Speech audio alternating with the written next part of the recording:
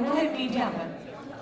और मीडिया के लिए, इस टॉपिक के लिए जो सब्जेक्ट चुना गया है वो है ये कहाँ आ गए हम।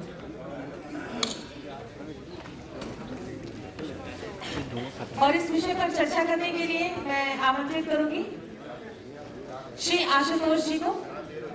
इलेक्ट्रॉनिक मीडिया का एक मशहूर नाम है आप, फिर आप राजनीति में भी आए, लेकिन उसके बाद फिर से आप मीडिया से जुड़े हैं। जोरदार तालियां आपके लिए श्री आशुतोष जी के लिए। श्रीमती सुप्रिया श्रीदेव जी मीडिया पर्सन है, हर्षवर्धन फाउंडेशन की आप सदस्य हैं। पूर्व मैनेजिंग एडिटर ईटी नाउ, जोरदार तालियां सुप्रिया जी के लिए। श्री शीतल जी को मैं मंच पर आमंत्रित करूंगी। आप पत्रकार हैं, पहले प्रिंट मीडिया में थे, फिर सोशल मीडिया में इस समय आप पत्रकार हैं और मॉडरेटर के रूप में इस पूरे मंच को संचालित करने के लिए, सेशन को संचालित करने के लिए भड़ासमीडिया.com के निर्भीक पत्रकार श्री यशवंत सिंह जी को। सत्र को संचालित करने के लिए मैं माइक हैंडओवर करूंगी श्री यशवंत सिंह जी को, जो कि एक बहुत ही निर्भीक पत्रकार है। भड़ासमीडिया.com के जरिए हम आपको जानते हैं। यहाँ पे सभी उपस्थित गणमान्य नागरिकों को प्रणाम करता हूँ। और मैं तो खुद भड़ास निकालने वाला हूँ और मुझे मॉडरेटर बना दिया गया है, तो थोड़ा अजीब स्थिति है। आनंद सर ने पता नहीं ऐसा क्यों किया, लेकिन ठीक है। हमारे जो सीनियर लोग हैं यहाँ पे, शीतल सर हैं, आशुतोष जी हैं, सुप्रिया जी हैं, और एक ऐसा मंच है जिसमें बहुत ही अलग अलग किस्म के अनुभव और खूबसूरती है मीडिया की। शीतल सर लगातार प्रिंट मीडिया में रहे हैं और इन्होंने उस जमाने की पत्रकारिता को देखा जिया है जब सोशल कंसर्न को पूरे सम्मान के साथ मीडिया में स्पेस मिलता था। प्रिंट मीडिया में रहे हैं ये। इन दोनों सत्य हिंदी.com के जरिए जो वो फेसबुक यूट्यूब पे प्रयोग कर रहे हैं, वो दरअसल ये बताने के लिए भी पर्याप्त है कि आज की मीडिया की हालात ऐसे हैं कि लोग न्यूज चैनलों, अखबारों पे भरोसा करने के बजाय अपनी बातों को कहने के लिए कुछ वैकल्पिक माध्यमों की तलाश कर रहे हैं, जिसमें यूट्यूब के तमाम नए चैनल्स हैं, फेसबुक के नए चैनल्स हैं, वेबसाइट्स हैं, जो उस खुराक, उस कमी को पूरी कर रही है जो हमारे मीडिया हाउसेज नहीं दे पा रहे हैं। खासकर टेलीविजन का ये सेशन है, इसमें आज की जो टीवी पत्रकारिता है उसको अलग अलग नजरिए से देखते हैं हम लोग। और जनता का जो रिएक्शन है सोशल मीडिया पे, सब लोग जो टेलीविजन को, पत्रकारों को, मीडिया को जैसे संबोधित करते हैं, वो एक काफी दुख की बात है और लंबे गहरे विमर्श की मांग करती है। आशुतोष जी टेलीविजन के वो चेहरे हैं, वो नाम है जिन्होंने पूरे देश में अपनी भाकर निर्भीक पत्रकारिता के जरिए, अपने एक खास अंदाज के जरिए पहचान बनाई। और उनके अंदर जो तड़प है, जो बेचैनी है, जो सामाजिक सरोकार के मुद्दों पे अपनी बात कहने का जो माता है, उसके चलते वो पत्रकारिता से राजनीति में भी आए और राजनीति में उन्होंने जो कुछ चीजें देखी, समझी और फिर ऐसे उन्होंने अपने को फिर से जो है अलग किया और आज विभिन्न मंचों, माध्यमों के जरिए अपनी बात कहते हैं। तो आशुतोष जी से हम जो सीखेंगे, हम लोग जानेंगे, हम लोग आखिर वो क्यों ऐसे हालात बने जिसमें टेलीविजन के बहिष्कार की बात टीवी के लोग भी करने लगे हैं। रमेश कुमार ने लगातार कैंपेन चलाया कि आप लोग टेलीविजन बंद कर दें, रिचार्ज न कराएं, आप लोग न देखें। आखिर ऐसी स्थिति क्यों आ गई? टेलीविजन का ही एक आदमी कह रहा है जनता से, आम लोगों से अपील कर रहा है कि आप टेलीविजन न देखें। ये बताता है कि हमारी पत्रकारिता, टीवी पत्रकारिता खासकर, अब उस जगह पे आ गई है जहाँ पे शायद उसके पापों के प्रायश्चित नहीं है।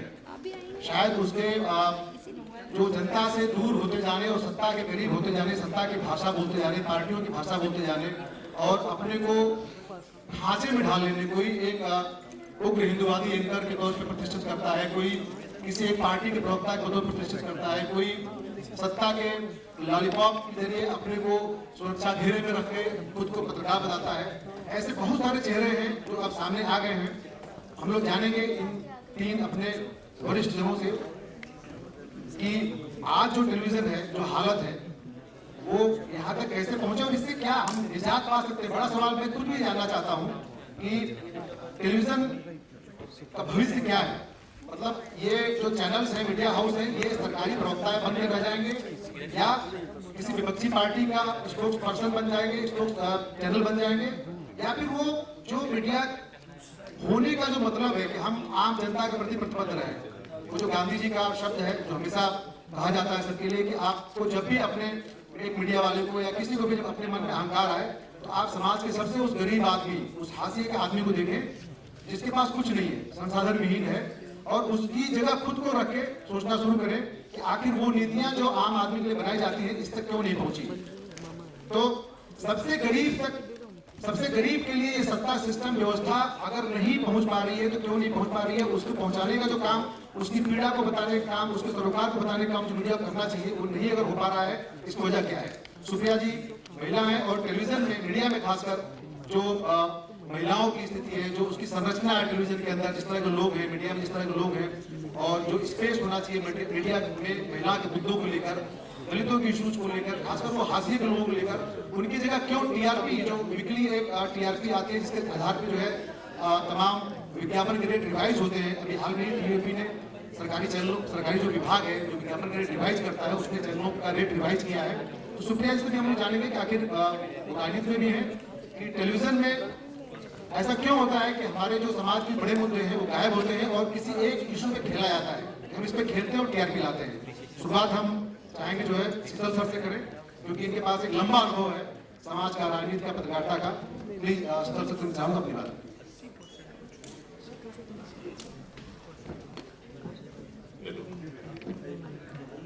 मेरे ख्याल है मेरी आवाज अब तक जा रही हो।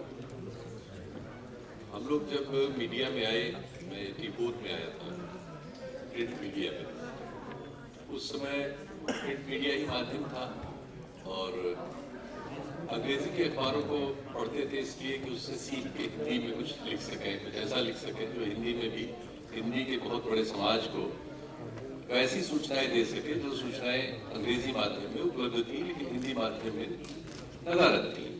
शुरू में तो एजेंसी भी सब अंग्रेजी में ही होती थी। जब मैंने शुरू किया तब अंग्रेजी में ही पीटीआई वगैरह की कॉपी आती थी और शुरुआत डेस्क से होती थी, उसको हम लोग ट्रांसलेट करते थे और खबर बनाते थे जाती। तो उसकी वजह ये थी कि भाषा के तौर पर अंग्रेजी में, अंग्रेजी पत्रकारों की शिक्षा दीक्षा, अंग्रेजी में पत्रकारिता का संस्कार, सूचना की ताकत, उसकी सामर्थ्य, उसमें पैसा, उस पर मिलने वाला विज्ञापन, ये सब उसी के पास था। हिंदी उसकी नकल करती थी।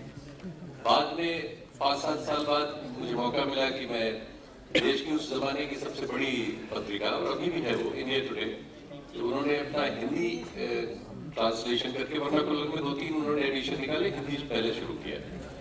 तो हिंदी में उन्होंने एक रिपोर्टर हिंदी में रखा, मुझे मौका मिला उसमें।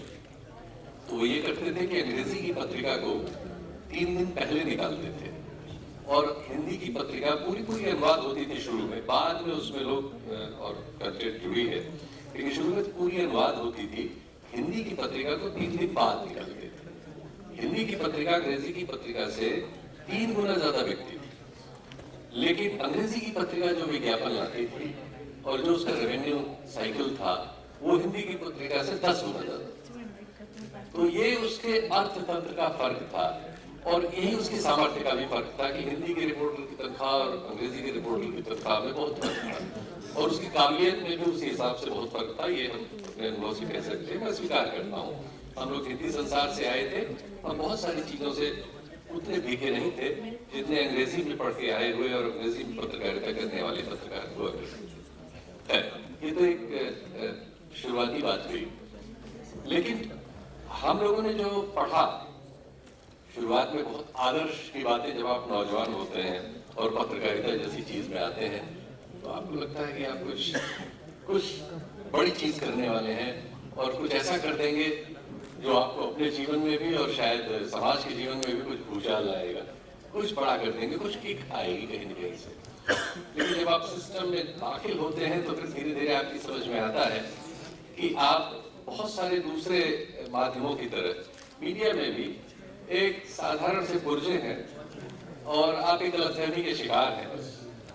सच्चाई वो नहीं है, सच्चाई वही होती है जो समाज में चली आ रही है कि सारी दुनिया जो है, क्योंकि सुप्रिया तो बहुत समय तक अर्थ के ही टेलीविजन में करती रही, इकोनॉमिक्स की बहुत ज्यादा है, लेकिन मैं उसको उतना जानकार नहीं हूँ, छोटे छोटे ढंग से अपनी तरह से समझाने की कोशिश करूंगा।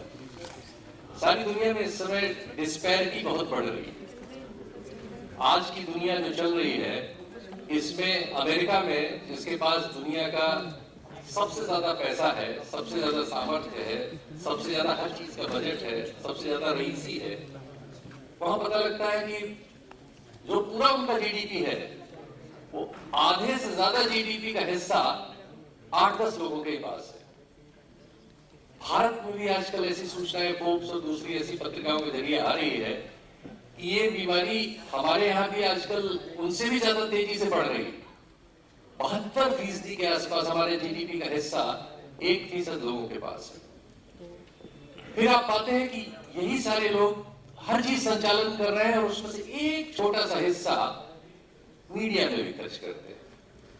तो मीडिया दरअसल चाकरी करता है उस बड़ी कैपिटल की, उनके इंटरेस्ट की, उनकी रक्षा करने की, और जितनी भी नई तकनीक आती है किसी भी भाषा में हो, किसी भी संस्कार में हो, वो सब जाके किसी न किसी रूप में उस चाकरी में ही खर्च होती है। तो हम मीडिया को किस तरह से मीडिया से जुड़ा हुआ, एक तो मीडिया में नौकरी करने वाला, मीडिया में काम करने वाला आदमी किस तरह से उसको देखता है, और जो मीडिया से प्रभावित है वो उसको किस तरह से देखता सोचता है।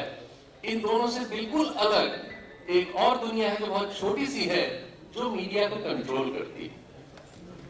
अभी हमारे भारत में ये होने लगा है और ये हो गया है काफी बड़े हद तक कि जो राष्ट्रीय मीडिया है, जो प्रभावशाली है, जो अगर देश में 60 करोड़ आंखें टेलीविजन देखती हैं, तो जो उसमें से 50 करोड़ आंखों पर नियंत्रण रखता है कि उनके पास क्या सामग्री जा रही है, उसका 65% हिस्सा कुछ 4-5 लोगों के पास चला गया।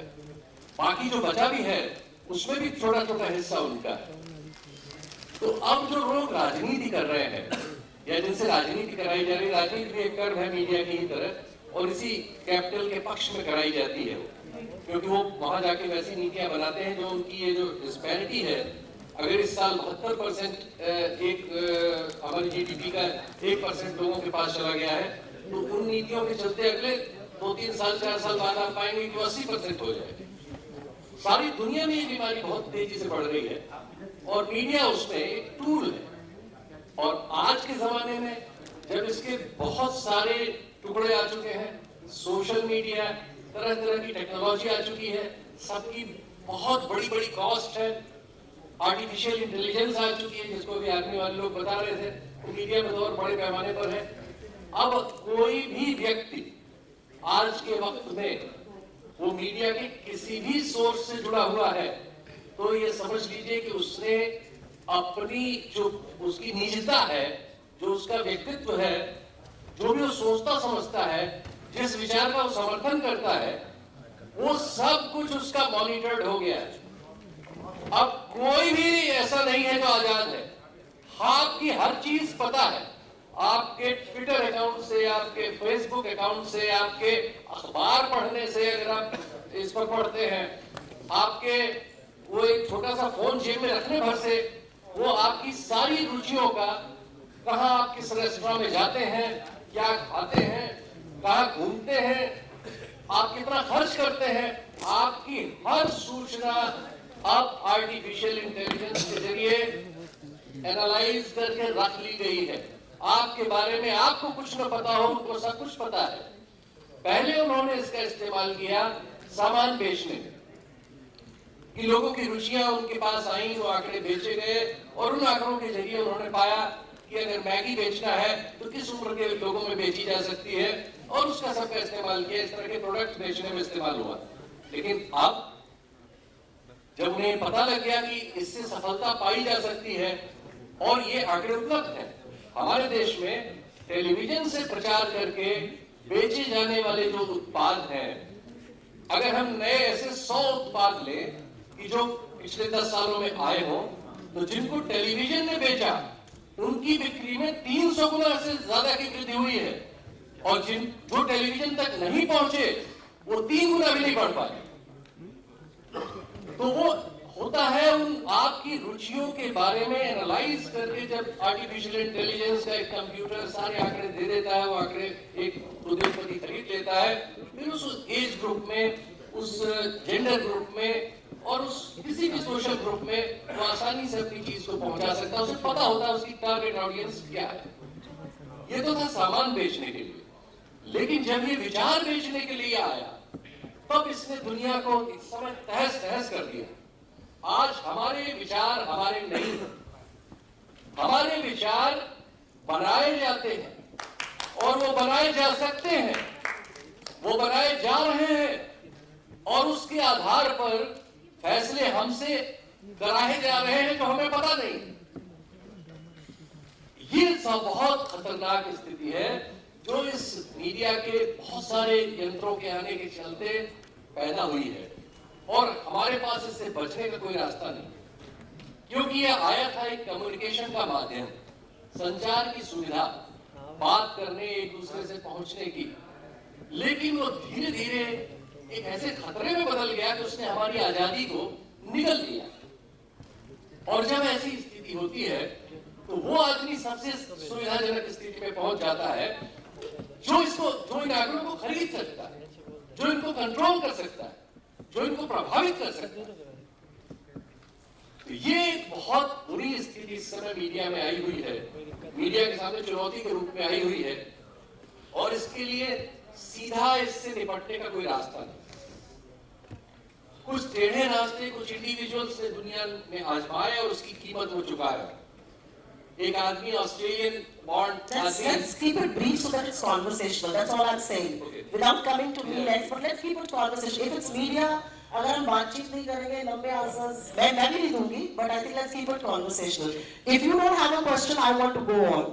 और मैंने शीतल जी की सारी बातों से मैं बिल्कुल सहमति रखती हूँ। बिल्कुल सही कह रहे हैं, हर तरह के टूल्स हैं। आज आप जो मीडिया पे देखना चाहते हैं वो आप देखना नहीं चाहते, आपको दिखाया जाता है और आपको अभ्यस्त कर दिया जाता है कि आप वही देखिए। कभी अपनी पॉलिटिकल और सोशल बायसेस हटाकर सिर्फ जो हैशटैग टीवी चैनल्स पर चलता है, हैशटैग लग के एक स्लोगन आता है, हर डिबेट में आता है, आप सिर्फ उसको देखिएगा। कोई भी पत्रकारिता में जो यकीन करता है, कोई भी जो सामाजिक मूल्यों में यकीन करता है, वो ऐसे हैशटैग्स को मान ही नहीं सकता है। They are extremely polarizing. Hashtags which will say somebody go to Pakistan. Hashtags which will say you are an ISI agent. We can be called. Any of us can be called that. You can be called that. Hashtags that will say the Bollywood Khan lobby are cowards. But ये क्यों है? क्योंकि ये polarise करता है, ये उकसाता है लोगों को, एक जिज्ञासा जगाता है और इसीलिए आपको दिखाया जा रहा है और इसीलिए आप देखते हैं।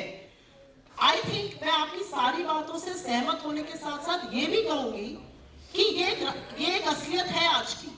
It is a reality, you can't change the reality, you have to find a way to deal with this reality. और मैं अपने इंडिविजुअल के नाते जरूर कहूंगी, मैंने पत्रकारिता करीब 20 वर्ष करी। मैं एग्जीक्यूटिव एडिटर थी टाइम्स ग्रुप में जब मैंने फाइनली गिव अप किया और मैंने राजनीति की तरफ रुख किया। आप लोगों ने भी किया और शायद इसलिए किया, और बहुत सारे आप लोग बात ये नहीं जानते हैं। आप जो देखते हैं राजनीति के बारे में, आप जो देखते हैं सोशल मुद्दों के बारे में, आप एक फिल्टर लगाकर देखते हैं। There is always a filter that the media puts. What we see, जो हम देखते हैं, जिनसे हम बात करते हैं, जिनसे हम जानकारी लेते हैं, जिनसे हम तथ्य लेते हैं, जो हमको खबर देते हैं चलाने के लिए, वो कहीं ना कहीं हम बिना फिल्टर के देखते हैं और बिना फिल्टर के राजनीति की गंदी और घिनौनी हो गई है कि आप सोच नहीं सकते। और उस गंदी घिनौनी राजनीति को देखकर शायद मेरा मन नहीं था आगे पत्रकारिता करने का, और उसी के कारण शायद आपने भी छोड़ा था जब आपने पॉलिटिकल रुख अपनाया था। तो कहीं ना कहीं I think we have to go back to the topic. The topic is कि कहां आ गए हम। आज ऐसा क्यों हो गया है कि एक मीडिया चैनल को देखकर कभी कभी एंकर से लोग गुस्से में बोल देते हैं आप दलाल हैं। आज ऐसा क्यों हो गया है कि कई बार गुस्से में आप बोल देते हैं स्पोक्स पर्सन लाने की क्या जरूरत थी, इससे अच्छा स्पोक्स पर्सन तो एंकर है। कहीं पत्रकारिता में ऑब्जेक्टिविटी, कहीं पत्रकारिता में क्रेडिबिलिटी बिल्कुल खो चुकी है। और मैं टीवी मीडियम के होने के साथ साथ ये भी कहूंगी, it is wrong to demonize only television, and I will tell you why television is demonized. Any television group, any, I am naming any television group, it is owned by a corporate. कोई ना कोई बड़ा एक जो ये है corporate house है, चाहे वो रिलायंस हो, चाहे वो केएल बिरला हो, चाहे वो अडानी हो, उन सब की ओनरशिप है टीवी चैनल्स में। कौन सत्य दिखा सकता है? आप सत्य दिखाइए, आपके पास आईटी के फोन आते हैं। आप सत्य दिखाइए, आपके पास ईडी की रेड्स होती हैं। आप सत्य दिखाइए, आपके ऊपर सीबीआई की इंक्वायरी होती है। Media is just one of their businesses. उनका मेन बिजनेस है ही नहीं है। वो क्यों ऐसा करेंगे जिससे कि उनके बिजनेस को घाटा हो? लेकिन डर सोशल मीडिया में भी है। कुछ आवाजें हैं जो शायद इंडिपेंडेंट है, बट सोशल मीडिया में रेवेन्यूज नहीं है। सोशल मीडिया के जो बेस्ट माध्यम है वो जरा सा रेवेन्यू कर पाते हैं, fraction of a revenue that TV channels can do. Social media में जिस तरह का फेक न्यूज का प्रचार सोशल मीडिया से हो सकता है, उतना तो शायद टेलीविजन से भी नहीं होता। I am not for a moment saying television is a lesser demon, it is a very big demon. बहुत बड़ा एक राक्षस बना दिया है हमने, बहुत बड़ा एक राक्षस खड़ा कर दिया हमने, जो आज शायद आई थिंक जब हिस्ट्री ऑफ द कंट्री लिखी जाती है तो आप किसी को ब्लेम करेगा। आज के युग में सबसे बड़ा अगर जुल्म के कटघरे में कोई खड़ा होगा तो वो भारत का मीडिया खड़ा होगा और कोई नहीं खड़ा होगा। जिस तरह का विभाजनकारी, जिस तरह का घृण, जिस तरह का नफरत फैलाने वाला एजेंडा आज हिंदुस्तान का मीडिया चला रहा है, इससे पहले कभी नहीं देखा गया। लेकिन हाँ, एक को गलत बताते हुए दूसरे को बहुत जल्दी सही बताना भी गलत होगा, क्योंकि सोशल मीडिया भी उतनी ही नफरत, उतनी ही फेक न्यूज, उतनी ही भ्रम फैलाने वाली बातों से भरा हुआ है। तो जरूरत है आज शायद दर्शक के माध्यम से, यूजर के माध्यम से आपको फोर्स करने की। और जब रवीश जी या कोई कहता है कि टीवी देखना बंद कर दीजिए, तो वो बहुत लाचार होकर कहते होंगे, रोजी रोटी वहीं से आती है और फिर भी कहते हैं टीवी देखना बंद कर दीजिए। आर्थिक और राजनीतिक बैकग्राउंड रखा और एजेंडा हम लोगों का जो टॉपिक है वो कहाँ आगे टीवी मीडिया खास कर रहे हैं। अभी मैं आशुतोष जी के पास आऊंगा। सुप्रिया जी ने भी बहुत ही दमदारी से अपनी बात रखी कि जो लोग टेलीविजन के अंदर हैं वो लोग भी अब ये कह रहे हैं कि कितना गंदा और घिनौना हो गया ये माध्यम।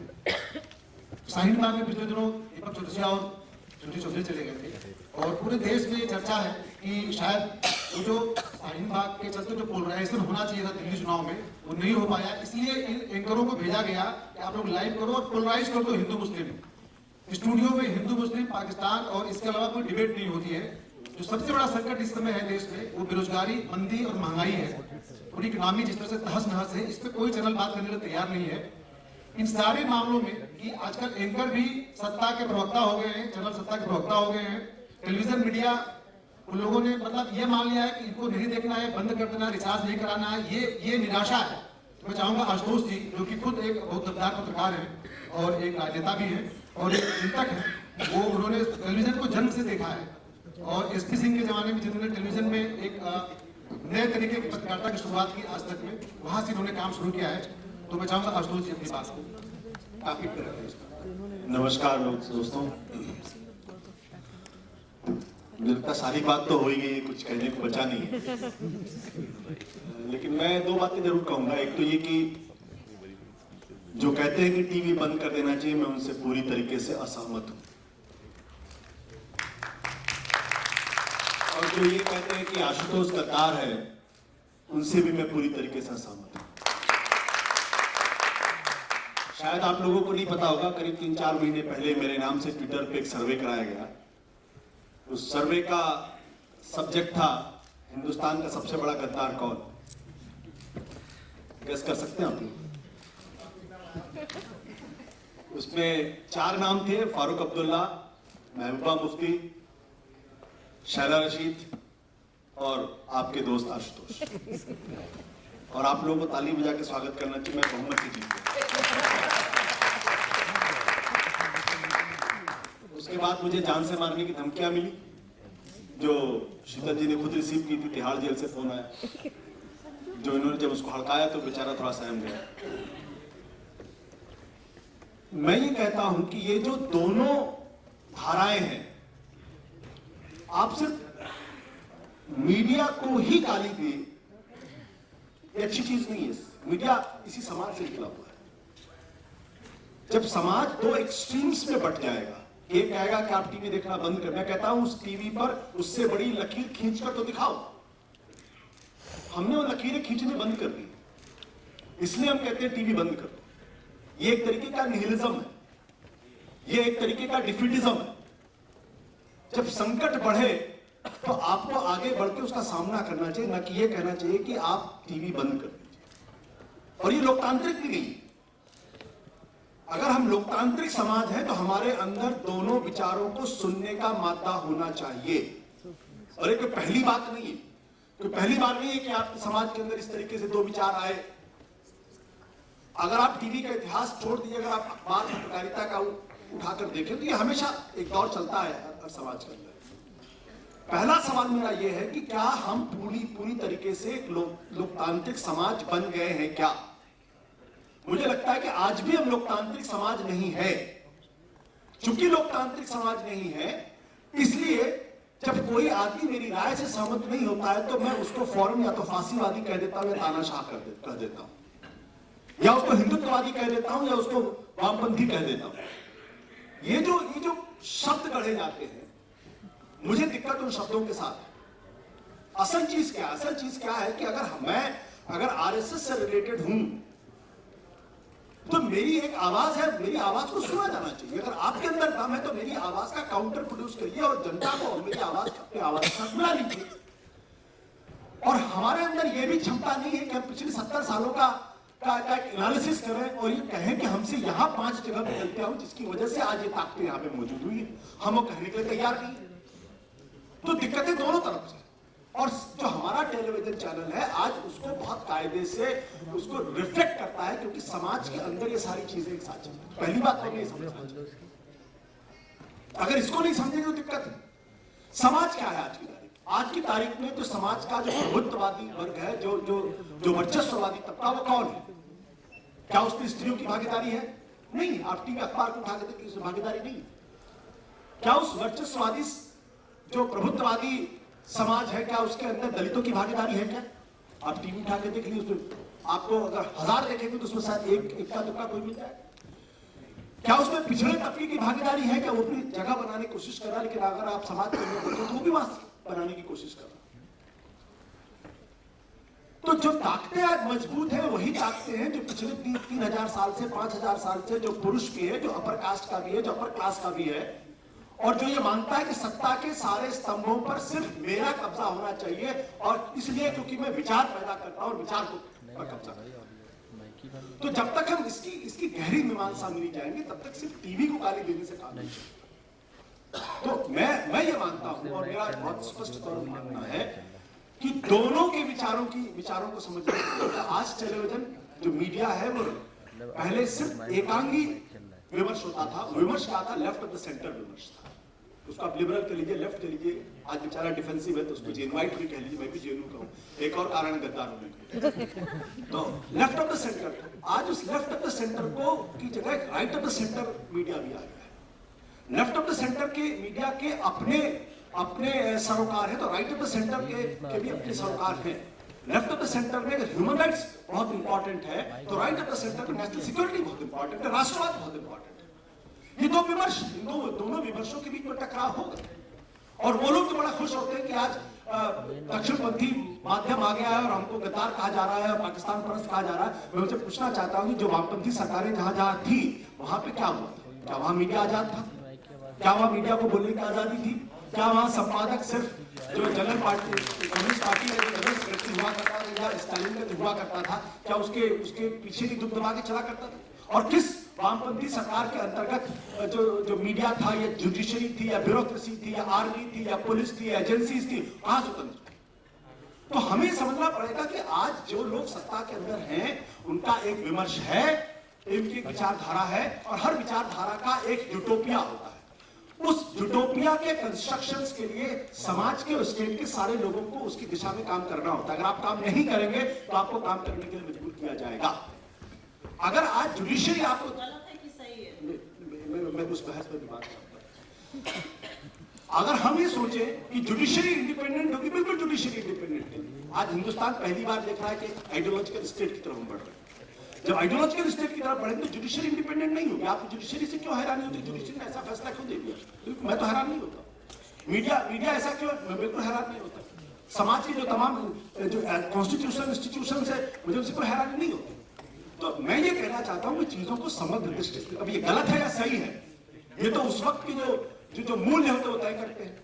उधर बैठा हुआ आदमी कहेगा कि आप गलत, तो मैं कहूंगा कि आप ये कौन फैसला करेगा कौन सच है कौन गलत। मेरा मानना है कि जीवन के कुछ सार्वभौमिक सार्वकालिक मूल्य होते हैं और उन मूल्यों की कसौटी पर ही तय होना चाहिए कि कौन सही है कौन गलत है। मेरा अपना मानना यह कि अगर हम लोकतांत्रिक मुल्क है, अगर संविधानवादी हैं, तो इस देश के अंदर मीडिया के अंदर इतनी हिम्मत होनी चाहिए कि संपादकत्व रहे या ना रहे, हम खड़े होकर कह सके मोदी जी आप गलत कर रहे हो, राहुल गांधी आप योगी जी मैं आपके शहर में बैठा हूं आप गलत। अमेरिका के अंदर बहस नहीं होती। जब वहां डोनाल्ड ट्रंप आया तो वही वॉशिंगटन पोस्ट और वही न्यूयॉर्क टाइम्स, वो भी बड़े कॉर्पोरेशन है और बड़ी कैपिटल है, लेकिन वहां वो रोज डोनाल्ड ट्रंप के खिलाफ खड़े हो जाते हैं क्योंकि वहां डेमोक्रेसी हमारे देश की तुलना में ज्यादा फर्क। हम ये कहेंगे कि कैपिटल ने वो कंट्रोल कर लिया, नहीं, कैपिटल संपादक के दिमाग को कंट्रोल नहीं कर सकता। अगर संपादक के अंदर दिमाग है, अगर रीढ़ की हड्डी है और उसको इस बात पर परवाह नहीं है कि कल मैं बिना अगर मेरी नौकरी रहेगी तो मैं क्या करूंगा, ऐसे बहुत सारे संपादक हैं। वहां भी लंबी लड़ाइयां लड़ी गई हैं, वियतनाम वॉर के बाद फिर बहुत लंबा चौड़ा किस्सा हो जाए। तो मेरा ये कहना यह है कि हम दूसरे पर जोर ना डालें, हम खुद अपने अंदर झांक के देखें एक संपादक के तौर पे हमारी रीढ़ की हड्डी बची है या नहीं बची। अगर बची है तब तो कोई दुनिया का कॉर्पोरेशन, दुनिया का कोई मल्टीनेशनल, दुनिया का कोई कैपिटल हमें कंट्रोल नहीं कर सकता। मैं इससे थोड़ी सी असहमति इसलिए रखती हूँ क्योंकि आपकी बात सच है। अगर किसी भी एडिटर, किसी भी संपादक की रीढ़ की हड्डी बची है तो वो कहेगा बेबाक, लेकिन शायद उसके पास अगला शो नहीं होगा कहने को। और आप में दोनों जानते हैं कि लोगों को निकाला गया टीवी चैनल से। तो आपकी बात यूटोपियन वर्ल्ड में बिल्कुल सही है, ऐसा होना चाहिए, लेकिन मुझे ऐसा लगता है कि सबसे बड़ी समस्या is control of media bye corporate houses.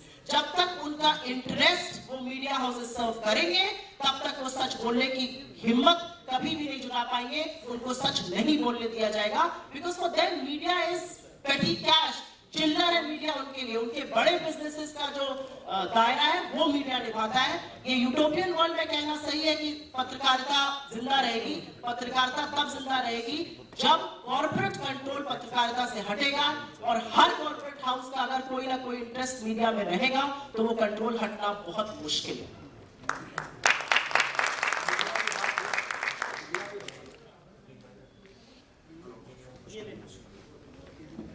Media पे बात हो और गर्मा गर्मी ना हो तो ये संभव ही नहीं है। और जब मीडिया की हम बात करें तो वहाँ पे जनता का पार्टिसिपेशन बहुत जरूरी होता है।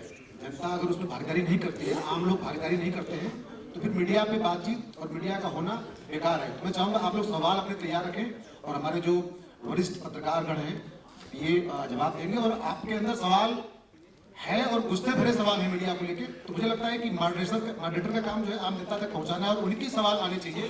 सुप्रिया जी से मैं जानना चाहूंगा, क्योंकि टेलीविजन पे हम लोग बात कर रहे हैं और आर्थिक मामलों के आप जानकार भी हैं, इस समय जो देश में मुद्दे हैं, जो बड़े मुद्दे हैं, जिसपे मोदी सरकार से पहले जो सरकारें थी उस समय भ्रष्टाचार के सारे मामले अखबारों में आते थे, टेलीविजन में आते थे, खूब कैंपेन चलता था कि बहुत करप्ट सरकार है, बहुत करप्ट सरकार है। लेकिन अब आप देखिए इस समय कि किसी ऐसे इशू पे जिसपे सरकार पे कोई सवाल हो रहा हो वो कहीं नहीं आता है।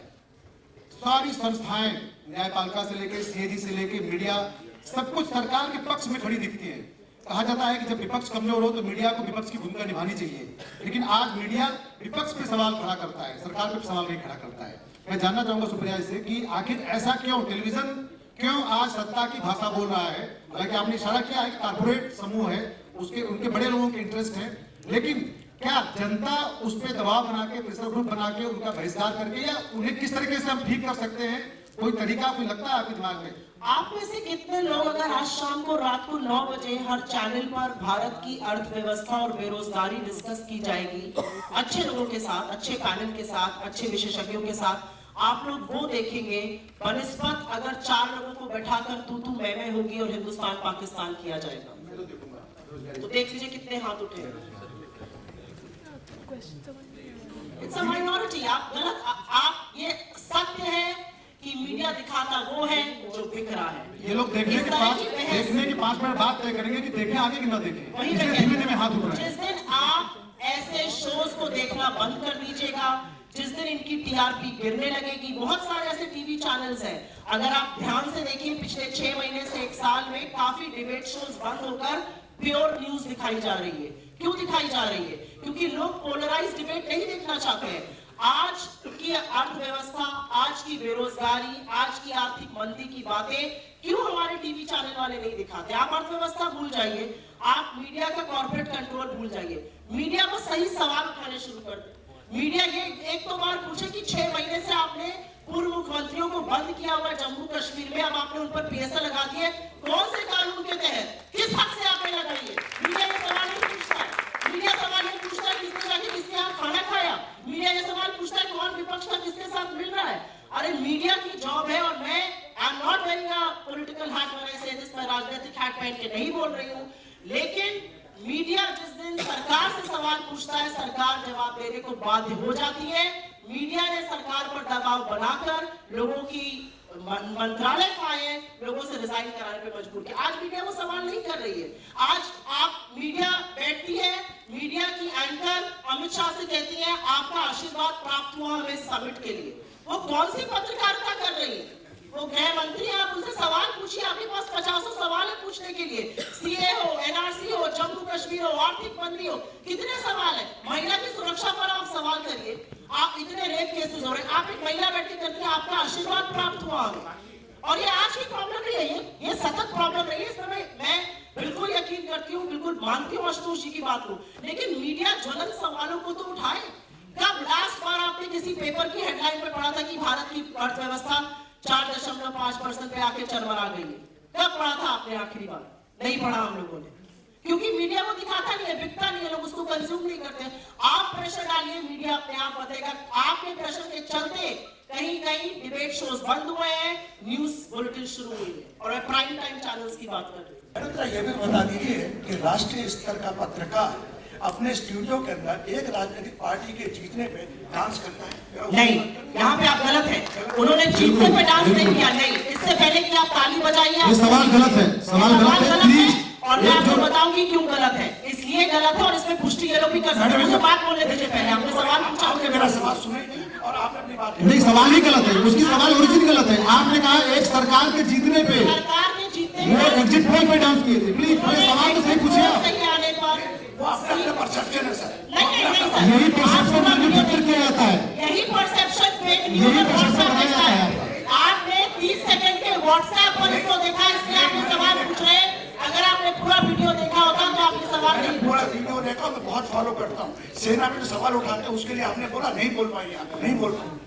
आप क्या आपने पूरा वीडियो देखिएगा। उन्होंने राजनीतिक अपना जो उनका समीकरण था उस पे आशुतोष जी आप प्लीज बताएं। जो मैं तो उस वक्त वहाँ मंच पे मौजूद था, मेरे सामने व्हाट्सएप विश्वविद्यालय से आए सवाल का जवाब देना। मैं तो वहाँ पे था।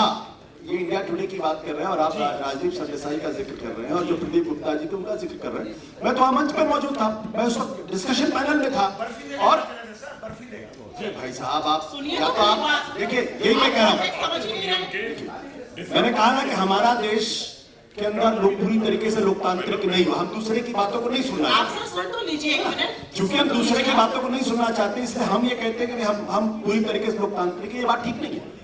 मैं वहां मौजूद था, मेरे सामने उनका एग्जिट पोल, जो प्रदीप गुप्ता जी हैं जिनका नाम है एक्सिस माई इंडिया, उन्होंने पार्लियामेंट इलेक्शंस के बारे में कहा था कि बीजेपी 300 से ज्यादा सीटें मिलेंगी। उस वक्त भी जब हुआ, वो मंच पर आए, रोए और मिठाई खाया उनसे, क्योंकि एक खुशी थी कि हमने एक सही काम किया। उसके बाद हरियाणा का एग्जिट पोल किया उन्होंने। सारे चैनल कह रहे थे कि हरियाणा के अंदर बब्बर सरकार बनेगी बीजेपी की। उन्होंने एक दिन रोका अपना कि नहीं, मुझे डेटा में कुछ दिक्कत नजर आ रही है, मैं दोबारा इसको कंफर्म करना चाहता हूँ। उन्होंने दोबारा उसको कंफर्म किया और अगले दिन आज तक ने एग्जिट पोल दिखाया, और वो एग्जैक्टली वही फिगर्स थे जो हरियाणा के चुनाव में नतीजों के दौरान आए, यानी 40-41 के आसपास। उसके बाद झारखंड में भी एग्जैक्टली उनका एग्जिट पोल वही सही हुआ। तो लगातार चौथी बार जब उनका एग्जिट पोल सही हुआ, तो उसको लेके यह था कि आप लेट्स सेलिब्रेट दिस, वो स्पिरिट थी। अब वहां पे उन्होंने डांस किया, एक बिल्कुल अलग अलग इशू है। अगर आप ये कहें कि सरकार जीत गई इसलिए वो डांस किया गया, मुझे लगता है कि थोड़ा सा आप दोबारा उसको देखें और थोड़ा सा समझने का प्रयास करें। इसमें ना आप कोई पॉइंट जीत पाएंगे, ना मैं कोई पॉइंट जीत पाऊंगा। मैं तो बार बार कह रहा हूं, मैं तो उनके कोई पक्ष में नहीं हूं जो कहते हैं कि टीवी को बंद कर देना चाहिए। मैं इसको पूरी तरीके से अलोकतांत्रिक विचार मानता हूं, लेकिन मैं उनके भी पक्ष में नहीं हूं जो कहते हैं कि सेना पे सवाल नहीं खड़े करने चाहिए। सेना पे सवाल नहीं खड़े करने चाहिए तो फिर सेना के चीफ को ही इस देश का प्रधानमंत्री नियुक्त कर दीजिए। हमारे संविधान निर्माताओं ने जब ये बात कह रहे थे कि सेना को सिविलियन के अंडर में होना चाहिए, तो क्यों सरदार पटेल, जवाहरलाल नेहरू जैसे इतने बड़े बड़े स्टारवर्ड, राजेंद्र प्रसाद, बाबा साहब अम्बेडकर ने यह तय किया कि आर्मी चीफ का रैंक सेक्रेटरी के नीचे होगा, जो ऑर्डर ऑफ प्रोटोकॉल में बहुत नीचे है। आर्मी चीफ का सेक्रेटरी के लेवल पे क्यों आया? क्योंकि उन्होंने कहा कि जो ये आर्मी है ये बिल्कुल अलग तरीके से सोचती है, ये देश की रक्षा करती है, बहुत कुर्बानियां इन्होंने दी, बलिदान इन्होंने दिए। लेकिन इसके अंदर जहां जहां भी आर्मी रूल हुआ है, चाहे पाकिस्तान का हिसाब ले लीजिए, चाहे आप बांग्लादेश का हिसाब ले लीजिए, चाहे दुनिया के सारे मुल्कों का हिसाब आप ले लीजिए, आपको पता चल जाएगा। अमेरिका के अंदर 1972 के अंदर जब वियतनाम वॉर हुआ, उस वक्त वहां पे पेंटागन पेपर्स आए और पेंटागन पेपर्स पे न्यूयॉर्क टाइम्स को मिला। न्यूयॉर्क टाइम्स ने उसको पब्लिश किया। वहां क्या रिचर्ड निक्सन ने कहा कि नहीं, ये राष्ट्रद्रोह है और ये राष्ट्रीय सुरक्षा के खिलाफ है और आप सेना का मनोबल गिरा रहे हैं। मामला सुप्रीम कोर्ट गया। सुप्रीम कोर्ट ने 5-2 से फैसला किया। उन्होंने ये कहा कि हमारे देश के लोगों को सुनना चाहिए और उस पर गौर करना चाहिए, खासकर उन लोगों से जो कहते हैं कि आप सेना से सवाल नहीं कर सकते। सुप्रीम कोर्ट ने वहां के फैसला किया कि जो फ्रंट लाइन है, जहां पे सेना लड़ रही है, अगर वहां भी आर्मी गलती करती है तो उसके बारे में भी जानने का हक लोकतंत्र के अंदर लोगों को है, क्योंकि लोगों को पता होना चाहिए वो कौन लोग हैं जिन्होंने युद्ध में झोंका और अपने मुल्क की इतनी बर्बादी की। जब तक उन लोगों की पहचान नहीं होगी तब तक लोग फैसला नहीं कर पाएंगे, चुनाव में हारेंगे। और हमारे देश के अंदर क्या कहा जाए, आप सेना सवाल नहीं पूछ सकते, आप आर्मी सवाल नहीं पूछ सकते, आप इलेक्शन, तो फिर हमारे लोकतांत्रिक क्यों है? हमारी संस्कृति तो ये कहते हैं भगवान से सवाल करते हैं और कहते हैं आप सेना सवाल नहीं कर सकते। कह दीजिए भगवान सवाल करते हैं कि हिंदू धर्म के अंदर है या नहीं है? कोई कह देगा, मैं आप सब लोगों के सामने कहता हूं, कहते कि नहीं पूछते, भगवान से सवाल करते कि नहीं, भगवान को गले भी लगाते, भगवान के चरण स्पर्शते, भगवान से लिपट के रोते भी हैं, लेकिन भगवान से भी सवाल करते क्योंकि हम भगवान से मोहब्बत करते हैं। भगवान हमारे जीवन का आधार है, सेना हमारी रक्षा करती है, लेकिन सेना से सवाल हम करेंगे क्योंकि हम लोकतांत्रिक हैं। जिस दिन हमने सवाल करना बंद कर दिया उस दिन हिंदुस्तान का संविधान खत्म हो जाएगा। इस देश के अंदर सिर्फ और सिर्फ लोकतंत्र आना चाहिए, ये फांसीवादी विचार का कोई सवाल नहीं। सवाल पूछना, लोग कहते हैं देशद्रोहिताएं होती नहीं है, एक निष्पक्ष लोकतंत्र की सबसे बड़ी पहचान होती है सवाल पूछना। और ये कमजोर लोग हैं जो कहते हैं आप सेना से सवाल नहीं पूछ सकते। मीडिया को नहीं पता होना चाहिए कि 1962 का जो चाइना वॉर था हिंदुस्तान क्यों हारा, सेना की वजह से हारा, जवाहरलाल नेहरू की वजह से हारा। क्यों ये सवाल होना चाहिए? क्यों आज तक करगिल की जो रिपोर्ट है आज तक पब्लिक क्यों नहीं हुआ? 1962 चाइना वॉर की रिपोर्ट आज तक पब्लिक क्यों नहीं की गई? जब सवाल पूछो कहते सेना का मनोबल गिरेगा। जी अब माइक ले जाएं प्लीज। मीडिया के भक्ति काल में दर्शक भी भक्तिपूर्ण सवाल पूछ रहे हैं और उसका जवाब देना चाहिए, और सवाल सही हो जरूरी नहीं है, जवाब सही होने चाहिए जरूर। प्लीज हाँ प्लीज पहले आगे कोई एक तक तय कर ले। प्लीज आप पूछिए। जी नहीं पीछे पहले सीनियर्स को दीजिए पहले, आप 1962 के इतिहास के बारे में कभी प्रश्न, इसके बाद आपकी बात पीछे। अगर सवाल नहीं पूछा गया तो सवाल नहीं पूछना चाहिए। मैं सिर्फ ये पूछ रहा हूँ पूछा गया क्या? मैं आपसे कहता हूं, अगर जवाहरलाल नेहरू उनके औलादों ने गलती की, मैं एक मिनट, मैं आपका सवाल समझ गया। सवाल में थोड़ा सा ऐड कर दूं। नहीं मैं आप देखिए, आपके सवाल का जवाब दे रहा हूं। है कि जनता की जो आकांक्षाएं होती हैं और जनता के द्वारा चुने गए जो नेता होते हैं उनका प्रभाव भी बहुत कुछ होता है। उस समय का जो प्रभाव था वो प्रभाव आज धीरे धीरे कम हो रहा है, तभी ये बातें पूछी जा रही है। दूसरा, क्षमा कीजिएगा मैडम, आपने भी बताया कि किसी कश्मीर में किसी नेता को बंद किया गया, उसके ऊपर कुछ और लगाया गया। ये कौन तय करेगा कि राष्ट्र की सुरक्षा के लिए उनके ऊपर लगाना जरूरी है या नहीं? ये तय कौन करेगा? और ये 6 महीने बाद क्यों तय किया गया कि पीएसए लगना चाहिए? अभी मेरा प्रश्न पूरा नहीं हुआ। क्या ये मीडिया तय करेगा या प्रशासन तय करेगा? आप में बड़े हैं, मैं एक बात आपको जरूर कहूंगी। क्षमा करें, मेरा प्रश्न इतना है कि ये प्रश्न, सर मैं चाहूंगा, अनुरोध करूंगा कि प्लीज, ये प्रश्न मीडिया तय करेगा या प्रशासन? इतना बता। अच्छा सर, मैं आपको सिर्फ एक पंक्ति उसमें से जितनी मुझे याद है वर्बाटम पढ़ के बता देती हूँ। उमर अब्दुल्ला पे पीएसए लगाते वक्त जो एक लाइन उसमें लिखी गई है वो ये लिखी गई है कि एक्सट्रीमिज्म के टाइम पर भी उनका इतना प्रभाव था कि वो लोगों को बाहर लाकर वोट करा सके, इसलिए उन पर पीएसए लगाई गई है। लोकतंत्र को मजबूत करना, लोगों से इलेक्शन में वोट दिलाना, अगर आप पर पीएसए लगाता है तो इसको कौन सा सभ्य समाज सही सपा सकता है? ये आप बताइए मुझे, कौन सा सभ्य समाज? मैं एक मिनट जवाब एक मिनट, आपने कहा था 1960 में नामांकन ऐसे ऐसे माइक बच्चे से ले लिए जी हाँ, मैं उनके जब सवाल का जवाब दे दूं तो अरे एक सवाल 1960 मैं कहता हूँ 1962 वॉर मान लीजिए, हालांकि मुझे मालूम है कि उसके ऊपर बहुत सारी किताबें लिखी गई हैं, उसके बहुत सारे विमर्श भी हैं, बहुत सारी आलोचनाएं भी हैं 1962 वॉर के ऊपर, और सबको मालूम है किसकी गलती की वजह से, किसी गलती से नहीं हुई।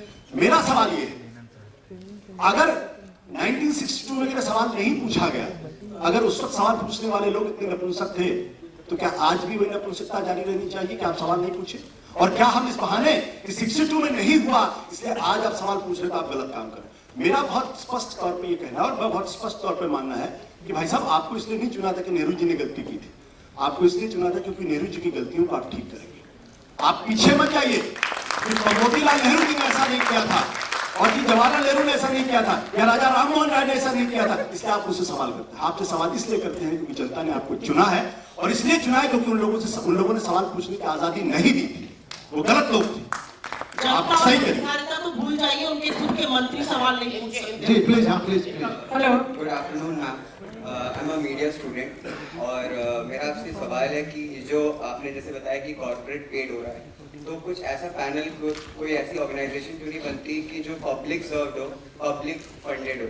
When a public is paid, public is served, तो कुछ ऐसा पैनल क्यों नहीं आता ताकि जो जनता के पैसे द्वारा बना हुआ जो सिटीजन है वो एक वापस जो कंज्यूमर बन चुका है वो वापस एक सिटीजन बन जाए?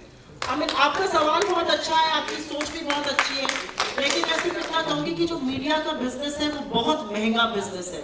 To set up a TV channel 600-700 crore रुपए चाहिए होते हैं एक वायबल टीवी चैनल को ऑन एयर हर प्लेटफॉर्म पे डिस्ट्रीब्यूट करने के लिए। 300-350 तो स्टार्टअप कैपिटल टाइप की चाहिए होती है। तो उस तरह का पैसा पब्लिक फंडिंग के माध्यम से शायद नहीं आ सकता है, लेकिन मुझे ऐसा लगता है कि आगे जाकर कभी ना कभी तो शायद हमारे लॉज में परिवर्तन लाना ही पड़ेगा और ये कॉर्पोरेट कंट्रोल हटाना ही पड़ेगा। मैं थोड़ा सा डिबेट को दूसरी तरफ ले जाना चाहूंगी और मैं पॉजिटिव मीडिया की बात करना चाहती हूँ। हमेशा मीडिया में ये पढ़ाया जाता है, मैं यहाँ पे मीडिया के स्टूडेंट्स को ये पढ़ाया जाता है कि अगर कुत्ता आदमी को काटे तो न्यूज़ नहीं बनती, पर जब आदमी कुत्ते को काटे तो न्यूज़ बनती है। तो अभी मीडिया में भी बहुत ज़्यादा नेगेटिव न्यूज़ दिखाई जा रही है। मैं साइकोलॉजिस्ट हूँ एंड पॉजिटिव साइकोलॉजिस्ट हूँ और बहुत रिसर्चेस ये बताती हैं कि you should show what you want to happen. आप वो दिखाएं जो आप चाहते हैं कि हो ना। और सुबह हमारे फर्स्ट सेशन में हमारे रवि भट्ट जी ने बड़ी अच्छी बात कही थी कि हम वो बोले जिससे कि पॉजिटिव चेंज आए और वो थोड़ा सा कम दिखाएं, सत्य दिखाएं, असत्य ना दिखाएं, बट उन चीजों पे ज्यादा एम्फेसिस दें जिससे कि पॉजिटिव चेंज आए। और यदि हम विमेन इश्यूज की बात करें, विमेन सिक्योरिटी की बात करें, रेप इंसिडेंसेस की बात करें, तो ये भी जिस तरह से मीडिया पे दिखाया जा रहा है, as a feminist, as a psychologist मैं कहूँगी इस पे आनी चाहिए न्यूज, बट जिस तरह से दिखाई जा रही है न्यूज, मुझे नहीं लगता कि निर्भया के बाद रेप केसेस में और उस क्रूएलिटी में कमी आई है, क्योंकि जिस तरह से ये न्यूज दिखाई गई उसमें चाहे वो 2% या 1% लोग थे जो कि इस तरह की सोच रखते हैं, उनको कुछ तरीके मिले, कुछ उनको एक मोटिवेशन मिला इस तरह का करने का। तो अगर हम ये निर्भया की न्यूज दिखा रहे हैं तो उसके साथ हम उन बहुत सारे पुरुषों को भी दिखाएं जो विमेन को रिस्पेक्ट करते हैं, हम उस तंत्र को दिखाएं जो इसके ऊपर कार्य कर रही है, उन पॉजिटिव बातों को दिखाएं, उन पॉजिटिव चेंजेस को दिखाएं, हम एक्सेप्टेंस ऑफ रेप विक्टिम दिखाएं, न कि हम केवल कितनी लंबी गर्दन में हम फंदा डालेंगे और इनको अभी मिली कि नहीं मिली, केवल इसी पे चर्चा करते रहेंगे तो केवल नेगेटिव परिवर्तन आएगा and media has to stop it. मुझे लगता है कि मैम के सवाल में ही इनका जवाब भी था और उनकी बच्ची की हम लोगों का सेशन जो अवध कॉन्क्लेव का मीडिया सेशन था वो समय समाप्त हो चुका है। सर, मैं भी मीडिया का स्टूडेंट हूँ, मीडिया में काम करता हूँ, मैं फिल्में बनाता हूँ और पॉलिटिक्स में भी इन्वॉल्व हूँ। ये मैं 5 साल से तो डेफिनेटली सुन रहा हूँ, सब लोग कहते हैं हमें सवाल नहीं पूछने दिया जाता है।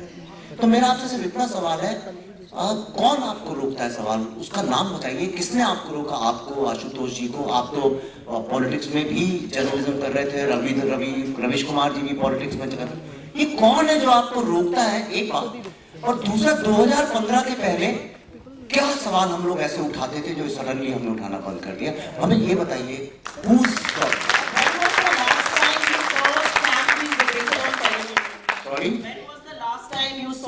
The economy being debated. और यही तो हम लोगों ने अभी मैं तो 2015 के पहले भी कोई इकोनॉमी डिबेट नहीं करता था, कोई नहीं करता था। मैंने तो कभी किसी को डिबेट करते नहीं देखा। नो, आपको कौन रोकता है? मैं ये सवाल, नाम बताइए कौन रोकता है? मैंने बोला तो कॉर्पोरेट कंट्रोल है। तो नाम बताइए ना, कौन है वो कॉर्पोरेट? और नाम से बताइए। देखिए, पर आप लोग बात करते हैं कॉर्पोरेट की, ब्लेम करते हैं मोदी को, तो मुझे समझ में नहीं आ रहा कौन स्टॉप।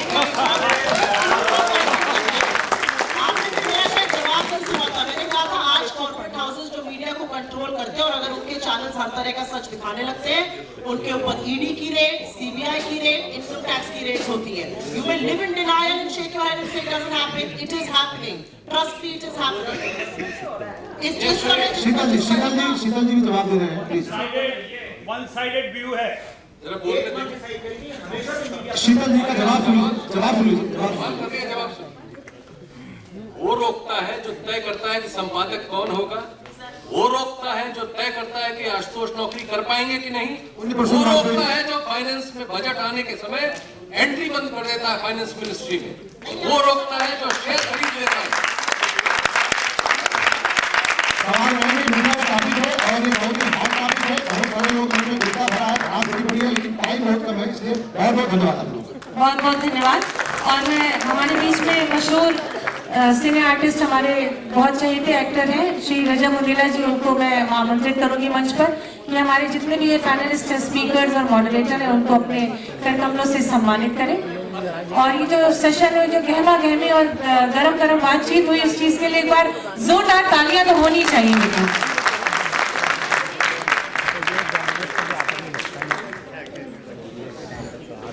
श्री राजा मित्तला जी के लिए एक बार जोरदार तालियां। लखनऊ शहर में आपका बहुत बहुत स्वागत, अभिनंदन है सर। और सबसे पहले श्री आशुतोष जी को सम्मानित करें आप।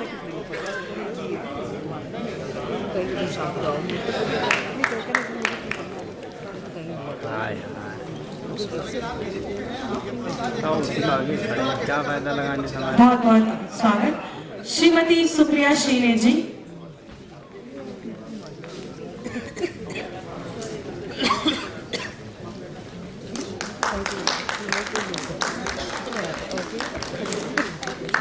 श्री शीतल जी।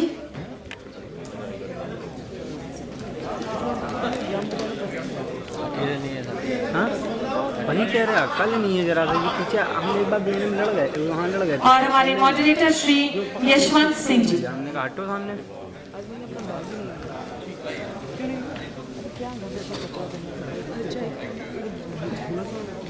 फिर मैंने पता क्या बोल रहा हूँ, हम कहाँ गए, हमने कहा मतलब